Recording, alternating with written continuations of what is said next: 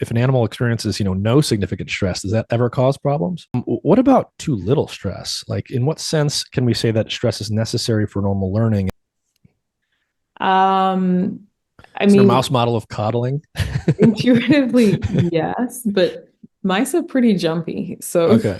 I Yeah, think, they're little prey animals, so yeah, yeah. they might not be the best model for studying that. But yes, I think like maybe the sort of the easy way to answer that is that like absolutely we know that stress hormones, cortisol, corticosterone, and also norepinephrine, um, have an adaptive role in sort of reinforcing synaptic plasticity. Mm. So, uh, and you need cort to survive, right? So, for instance, in experiments where HPA axis function is being investigated, and you remove the adrenal glands to prevent that sort of HPA axis activation, Mhm. it's still necessary to replace with a constant amount of cort. So, What do you mean necessary? What happens if you don't do that? I guess ultimately the animal wouldn't survive, Hmm. but Is it just because because it's not responding to threats and getting away and getting to no, safety, or no, no, what? no. Even Okay.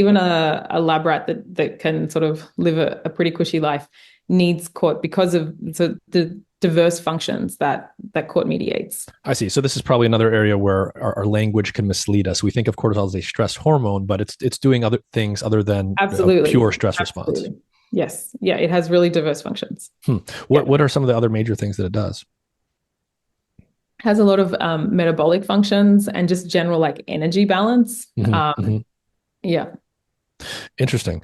Um, and I don't know if this is your area, but I know this is something that comes up quite a bit. That you mentioned earlier that there are these metabolic effects that are inherent to this stuff because a Yeah. stress response needs to change how an animal's mobilizing its energy stores in order to help it do the behaviors it needs to deal with the stress. But Mhm. we know that there's a lot of chronic stress in human societies today, and I know that some people think that that's very much tied to things like metabolic syndrome. How much do you know about the role of chronic stress in things like metabolic disorders? Yeah, so it's certainly not an area, it's not my area of expertise, but as an interested person, certainly I'm aware of this link, that chronic stress does also lead to metabolic disorders. And there's also an interesting intersection of metabolic disturbances with mood and anxiety, right? Mhm. And so there's this sort of could think of it really as this like downward spiral of um, uh, metabolic changes, perhaps induced by poor diet, leading to this sort of aggravation of mood and anxiety, which is quite likely going to reinforce uh, those kind of dietary choices. Mhm. Mhm. And is there, so when we think about sort of the link between some of these mental health issues, so we can talk about stress and the classic stress response, and then you've got things like PTSD, you've got things like major Mhm. depression or anxiety disorders. These things are all quasi similar in certain ways, but they're all different. Is there, what are some of the differences between how, why would in some individuals, what do we know about how chronic stress exposure leads to, say, a depressive phenotype in some set of Mhm. individuals, but it leads to more of a PTSD or like phenotype in others? Yeah, that's a really interesting question. And I think one way to think about this is really coming back to the question of, well, what is depression? What is PTSD? And Hmm. are they things? Are they absolute Right, things? right.